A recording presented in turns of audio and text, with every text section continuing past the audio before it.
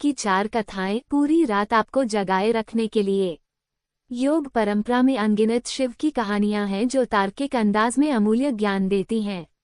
ये रही ऐसी ही 4 कहानियां। कहानी 1, शिव और बैलगाड़ी। सद्गुरु। ये कुछ 300 साल पहले की बात है। कर्नाटक के सुदूर दक्षिण क्षेत्र में अपनी बूढ़ी माँ के साथ एक योगी रहते थे। उनकी माँ काशी जाना चाहती थी ताकि वो विश्वनाथ जाकर शिव की गोद में प्राण त्याग सके। इसके अलावा उसने अपने जीवन में अपने बेटे से कभी कुछ नहीं मांगा था। उसने कहा, मुझे काशी ले चलो, मैं बूढ़ी हो रही हूँ, मैं वहीं जाके मरना चाहती हूँ। उद्धरण चिन्ह। योगी ने अपनी बूढ़ी माँ के साथ दक्षिण कर्नाटक के जंगलों से होते हुए काशी के लिए एक लंबी यात्रा शुरू की। वृद्ध होने के कारण उनकी माँ का स्वास्थ्य बिगड़ गया, तो उन्होंने माँ को कंधे पर उठा लिया और जाहिर तौर पर कुछ समय पश्चात वह कमजोर महसूस करने लगा। उसके पास शिव से याचना करने के बजाय और कोई चारा नहीं बचा। उन्होंने याचना की, हे शिव, मुझे मेरे इस प्रयास में विफल मत होने देना। बस यही एक चीज है जो मेरी माँ ने मुझसे मांगा है, कृपया मुझे इसे पूरा करने दें। मैं इन्हें काशी ले जाना चाहता हूँ। हम वहाँ सिर्फ आप ही के लिए आ रहे हैं, कृपया मुझे ताकत दें। तब जैसे ही उन्होंने चलना शुरू किया तो पीछे से एक घंटी की आवाज सुनाई दी, जैसे कोई बैलगाड़ी आ रही हो। उन्हें धुंध से उबरती हुई एक बैलगाड़ी दिखाई दी जिसे एक बैल खींच रहा था, जो थोड़ा अजीब था क्योंकि एक बैल वाली बैलगाड़ी छोटे रास्तों के लिए होती है। जब सफर लंबा और जंगली इलाके से होते हुए हो तो हमेशा 2 बैल ही गाड़ी को खींचते हैं, पर जब आप थके हों तो ऐसी बारीकियों को किसे परवाह। गाड़ी नजदीक आई पर वे चालक को नहीं देख पाई क्योंकि चालक लबादे में था और बाहर धुंध भी थी। मेरी माँ बीमार है, क्या हम आपकी खाली गाड़ी में यात्रा कर सकते हैं? उन्होंने कहा। अंदर बैठे व्यक्ति ने सिर हिला के हाँ कहा। वे दोनों गाड़ी में बैठ गए और बैलगाड़ी आगे चलने लगी। कुछ समय बाद योगी का ध्यान इस ओर गया कि जंगली रास्ता होने के बावजूद भी बैलगाड़ी बहुत आसानी से आगे बढ़ रही थी। तब उन्होंने नीचे देखा और पाया कि पहिए घूम नहीं रहे हैं। वे रुके हुए थे, पर गाड़ी आगे बढ़ रही थी। तब उन्होंने बैल की तरफ देखा और पाया कि बैल बैठा हुआ था पर बैलगाड़ी चल रही थी। तब उन्होंने चालक की ओर देखा और पाया कि वहां सिर्फ लबादा ही था। उसने अपनी माँ की ओर देखा।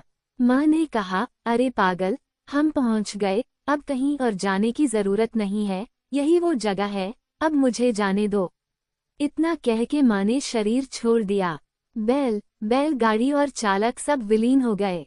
योगी अपने गांव लौट आया।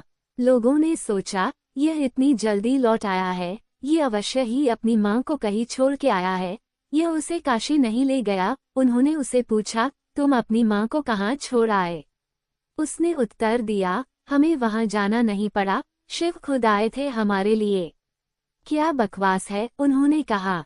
योगी ने उत्तर दिया, मुझे फर्क नहीं पड़ता कि आप क्या सोचते हैं, वे आए थे हमारे लिए और यही सच है। मेरा जीवन ज्योतिर्मय हो गया है, यह मैं अपने अंतर में जानता हूँ। अगर आप नहीं मानते तो यह आप जाने।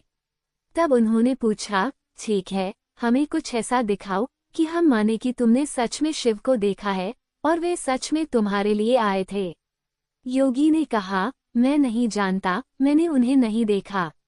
मुझे सिर्फ एक लबादा दिखा, वहाँ कोई चेहरा नहीं था, वहाँ कुछ नहीं था, वह खाली था। अचानक सबने देखा कि वह खुद वहाँ नहीं थे, सिर्फ उनके कपड़े ही दिखाई पड़ रहे थे। वे दक्षिण भारत के महान संत बने। जहाँ भी वह जाते लोग उन्हें बिना चेहरे वाले योगी के रूप में लोग जानते थे। कहानी 2, मल्ला, एक शिव भक्त और एक चोर। सद्गुरु, मैं आपको एक ऐसे योगी के बारे में बता रहा हूँ जो उस जगह के काफी करीब रहे जहाँ मेरा जन्म हुआ था। मैंने उनके बारे में सुना था और उस घटना के बारे में भी जो वहाँ हुई थी, पर युवावस्था में मैंने इस ओर ज्यादा ध्यान नहीं दिया। उसने मुझे काफी प्रेरित किया, पर मैंने उस समय इसे अधिक महत्व नहीं दिया। वर्तमान में नंजनगुड के नाम से प्रसिद्ध शहर की सीमा पर मैसूर से करीब 16 किलोमीटर दूर एक योगी रहते थे। उनका नाम था मल्ला। वे किसी परंपरा से संबंध नहीं रखते थे और न ही उन्हें कोई पूजा पाठ की औपचारिक विधि ज्ञात थी, परंतु बचपन से ही जब भी वे अपनी आंखें बंद करते तो उन्हें शिव की तस्वीर दिखाई देती। शायद योगी शब्द उनके लिए काफी नहीं है।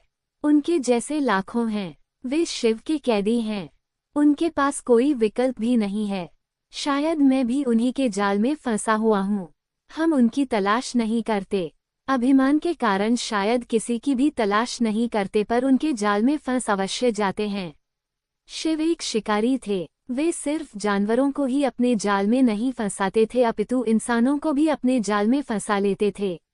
यह उन्हीं में से एक और था। मल्ला शिव के सिवा और कुछ नहीं जानता था। उसने कोई विशेष कौशल भी अर्जित नहीं किया था और वह जंगली इंसान बन गया था।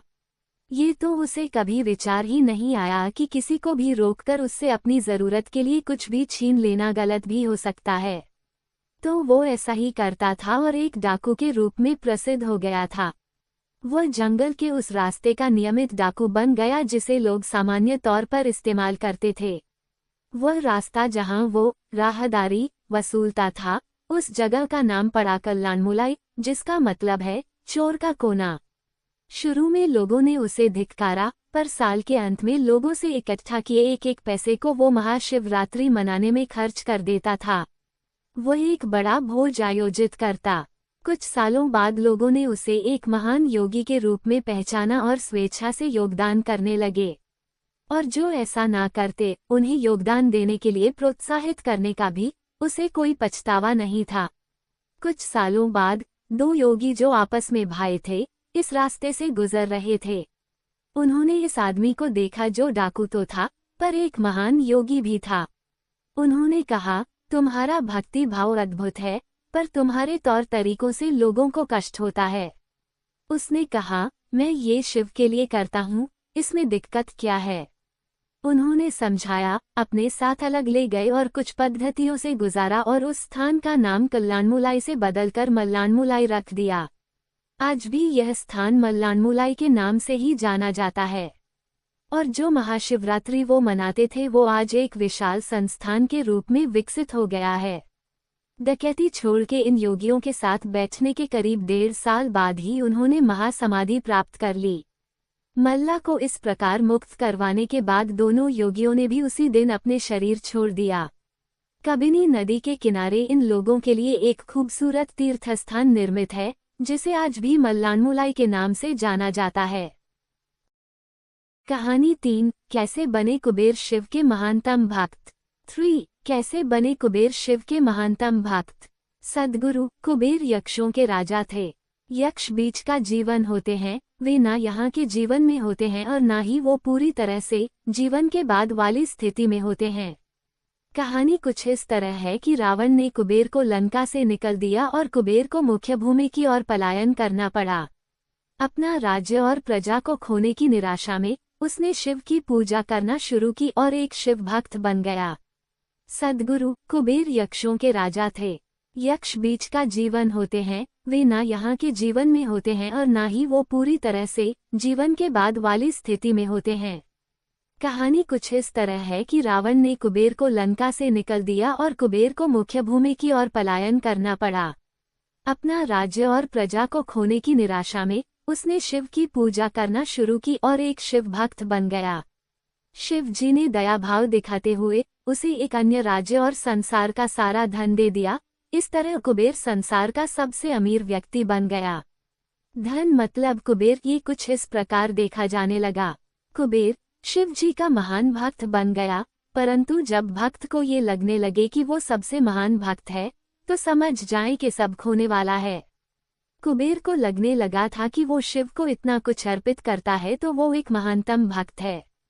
और बेशक शिव जी ने चढ़ावे में से विभूति के अलावा कभी कुछ नहीं छुआ, पर कुबेर खुद को महान समझने लगा क्योंकि वो शिव जी को इतना कुछ चढ़ावे के रूप में भेंट करता था। एक दिन कुबेर शिव के पास गए और कहा, मैं आपके लिए क्या कर सकता हूँ? मैं आपके लिए कुछ करना चाहता हूँ। शिव जी ने कहा, तुम मेरे लिए क्या कर सकते हो? कुछ भी नहीं, क्योंकि मुझे किसी चीज की आवश्यकता ही नहीं है। मैं ठीक हूँ, परंतु मेरा बेटा, उन्होंने गणपति की ओर इशारा करते हुए कहा, ये लड़का हमेशा भूखा रहता है, इसे अच्छे से खिला दो। ये तो अत्यंत सरल है, कहकर कुबेर गणपति को अपने साथ भोजन के लिए ले गया। उसने गणपति को खाना खिलाना शुरू किया और वो खाते गए और खाते ही गए। कुबेर ने सैकड़ों रसोइयों की व्यवस्था की और प्रचुर मात्रा में खाना बनाना शुरू किया। उन्होंने ये सारा भोजन गणपति को परोसा और वे खाते रहे। कुबेर चिंतित हो उठे और कहा, रुक जाओ, अगर तुम इतना खाओगे तो तुम्हारा पेट फट जाएगा। गणपति ने कहा, आप उसकी चिंता मत करो। देखिए, मैंने एक सांप को एक कमर पेटी के रूप में बांध रखा है, तो आप मेरे पेट की चिंता ना करें। मुझे भूख लगी है, मुझे खाना खिलाएं। आप ही ने कहा था कि आप मेरी भूख मिटा सकते हैं। कुबेर ने अपना सारा धन खर्च कर दिया। कहते हैं कि कुबेर ने दूसरे लोगों से भी भोजन मंगवा के गणपति को खिलाया। गणपति ने सारा भोजन खाने के बाद भी कहा, मैं अभी भी भूखा हूँ, मेरा भोजन कहाँ है। तब कुबेर को अपने विचार के छोटेपन का एहसास हुआ और उसने शिव के सामने झुकते हुए कहा, मैं समझ गया, मेरा धन आपके सामने एक तिनके के समान भी नहीं है। जो आपने मुझे दिया उसी का कुछ अंश आपको वापस देकर मैंने खुद को एक महान भक्त समझने की गलती की, और इस क्षण के बाद उसके जीवन ने एक अलग ही दिशा ले ली। कहानी 3, कैसे बने कुबेर शिव के महानतम भक्त। 3, कैसे बने कुबेर शिव के महानतम भक्त। सद्गुरु कुबेर यक्षों के राजा थे। यक्ष बीच का जीवन होते हैं, वे ना यहाँ के जीवन में होते हैं और ना ही वो पूरी तरह से जीवन के बाद वाली स्थिति में होते हैं। कहानी कुछ इस तरह है कि रावण ने कुबेर को लंका से निकल दिया और कुबेर को मुख्य भूमि की ओर पलायन करना पड़ा। अपना राज्य और प्रजा को खोने की निराशा में उसने शिव की पूजा करना शुरू की और एक शिव भक्त बन गया। सद्गुरु कुबेर यक्षों के राजा थे। यक्ष बीच का जीवन होते हैं, वे ना यहाँ के जीवन में होते हैं और ना ही वो पूरी तरह से जीवन के बाद वाली स्थिति में होते हैं। कहानी कुछ इस तरह है कि रावण ने कुबेर को लंका से निकल दिया और कुबेर को मुख्य भूमि की ओर पलायन करना पड़ा। अपना राज्य और प्रजा को खोने की निराशा में उसने शिव की पूजा करना शुरू की और एक शिव भक्त बन गया।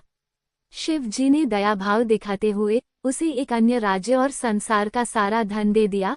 इस तरह कुबेर संसार का सबसे अमीर व्यक्ति बन गया। धन मतलब कुबेर, ये कुछ इस प्रकार देखा जाने लगा। कुबेर शिव जी का महान भक्त बन गया, परंतु जब भक्त को ये लगने लगे कि वो सबसे महान भक्त है, तो समझ जाएं कि सब खोने वाला है। कुबेर को लगने लगा था कि वो शिव को इतना कुछ अर्पित करता है तो वो एक महानतम भक्त है। और बेशक शिव जी ने चढ़ावे में से विभूति के अलावा कभी कुछ नहीं छुआ, पर कुबेर खुद को महान समझने लगा क्योंकि वो शिव जी को इतना कुछ चढ़ावे के रूप में भेंट करता था। एक दिन कुबेर शिव के पास गए और कहा, मैं आपके लिए क्या कर सकता हूँ? मैं आपके लिए कुछ करना चाहता हूँ। शिव जी ने कहा, तुम मेरे लिए क्या कर सकते हो? कुछ भी नहीं, क्योंकि मुझे किसी चीज की आवश्यकता ही नहीं है। मैं ठीक हूँ, परंतु मेरा बेटा, उन्होंने गणपति की ओर इशारा करते हुए कहा, ये लड़का हमेशा भूखा रहता है, इसे अच्छे से खिला दो। ये तो अत्यंत सरल है, कहकर कुबेर गणपति को अपने साथ भोजन के लिए ले गया। उसने गणपति को खाना खिलाना शुरू किया और वो खाते गए और खाते ही गए। कुबेर ने सैकड़ों रसोइयों की व्यवस्था की और प्रचुर मात्रा में खाना बनाना शुरू किया। उन्होंने ये सारा भोजन गणपति को परोसा और वे खाते रहे। कुबेर चिंतित हो उठे और कहा, रुक जाओ, अगर तुम इतना खाओगे तो तुम्हारा पेट फट जाएगा। गणपति ने कहा, आप उसकी चिंता मत करो। देखिए, मैंने एक सांप को एक कमर पेटी के रूप में बांध रखा है, तो आप मेरे पेट की चिंता ना करें। मुझे भूख लगी है, मुझे खाना खिलाएं। आप ही ने कहा था कि आप मेरी भूख मिटा सकते हैं। कुबेर ने अपना सारा धन खर्च कर दिया। कहते हैं कि कुबेर ने दूसरे लोगों से भी भोजन मंगवा के गणपति को खिलाया। गणपति ने सारा भोजन खाने के बाद भी कहा, मैं अभी भी भूखा हूँ, मेरा भोजन कहाँ है। तब कुबेर को अपने विचार के छोटेपन का एहसास हुआ और उसने शिव के सामने झुकते हुए कहा, मैं समझ गया, मेरा धन आपके सामने एक तिनके के समान भी नहीं है। जो आपने मुझे दिया उसी का कुछ अंश आपको वापस देकर मैंने खुद को एक महान भक्त समझने की गलती की, और इस क्षण के बाद उसके जीवन ने एक अलग ही दिशा ले ली। कहानी 4, अर्धनारी रूप में शिव और भृगु महर्षि। सद्गुरु, जब हम योग की बात करते हैं तो हम किसी व्यायाम या किसी तकनीक की बात नहीं कर रहे। हम इस सृष्टि के विज्ञान की बात कर रहे हैं और कैसे सृष्टि के इस अंश को इसकी परम संभावना तक ले जाया जा सकता है। हम उस विज्ञान और प्रौद्योगिकी की बात कर रहे हैं जिससे जीवन के हर एक पहलू को उसकी अंतिम संभावना तक ले जाया जा सकता है। जब शिव योग का संचालन और सृष्टि की संरचना की व्याख्या सप्तऋषियों से कर रहे थे, तब एक सुंदर घटना घटित हुई। सप्तऋषियों में से एक ऋषि, जो बाद में भृगु महर्षि के नाम से जाने गए, शिव के एक उत्साही भक्त थे। इस पहले योग प्रोग्राम में, जो कांति सरोवर के किनारे हो रहा था, जिसे कृपा की झील के नाम से भी जाना जाता है, पार्वती भी मौजूद थी। भृगु हमेशा की तरह सुबह जल्दी आए और वे शिव की प्रदक्षिणा करना चाहते थे। पार्वती शिव के करीब बैठी थी, परंतु भृगु ने दोनों के बीच से होते हुए शिव की परिक्रमा पूरी की, क्योंकि वो सिर्फ शिव की प्रदक्षिणा करना चाहते थे, पार्वती की नहीं। शिव इससे खुश हुए पर पार्वती नहीं। उन्हें ये पसंद नहीं आया। उन्होंने शिव की ओर देखा। शिव जी ने कहा, थोड़ा और करीब हो जाओ, वो परिक्रमा करेगा। पार्वती और करीब आ गईं। भृगु ने देखा कि उसके निकलने के लिए पर्याप्त जगह नहीं है, तो उसने एक चूहे का रूप धारण किया और पार्वती को बाहर रखते हुए अकेले शिव जी की ही परिक्रमा पूरी की। पार्वती क्रोधित हो गईं, तो शिव ने उन्हें अपनी जंघा पर बैठा लिया।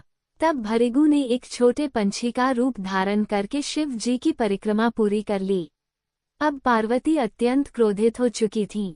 शिव जी ने पार्वती को खींचकर खुद में मिला लिया और उन्हें खुद का हिस्सा बना लिया, जिससे उनका आधा हिस्सा शिव बन गया और आधा हिस्सा पार्वती। वे अर्धनारीश्वर बन गए। भृगु ने ये देखा और खुद को एक मधुमक्खी के रूप में बना लिया और उनकी दाहिनी टांग का चक्कर लगा दिया। भृगु का बचकाना भक्तिभाव देखकर शिव जी खुश तो हुए, पर साथ ही वे नहीं चाहते थे कि भृगु अपनी भक्ति में इतना खो जाएं कि वो प्रकृति के परम स्वभाव को ही समझ ना पाएं। तो वे सिद्धासन में बैठ गए। अब भृगु के पास कोई रास्ता नहीं बचा था कि वो सिर्फ शिव या उनके शरीर के किसी हिस्से का चक्कर लगा सकें। अगर उन्हें अब परिक्रमा करनी थी, तो दोनों सिद्धांतों, स्त्रीण और पौरुष दोनों की ही करनी पड़ेगी।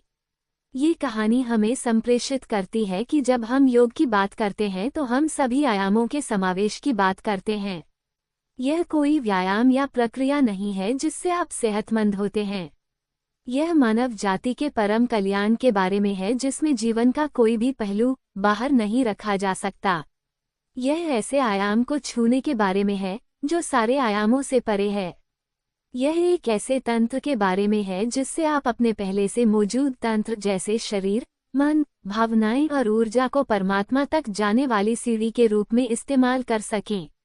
यह एक ऐसी पद्धति है जिससे आप अपनी परम प्रकृति के लिए स्वयं को पहले कदम के रूप तैयार कर सकते हैं।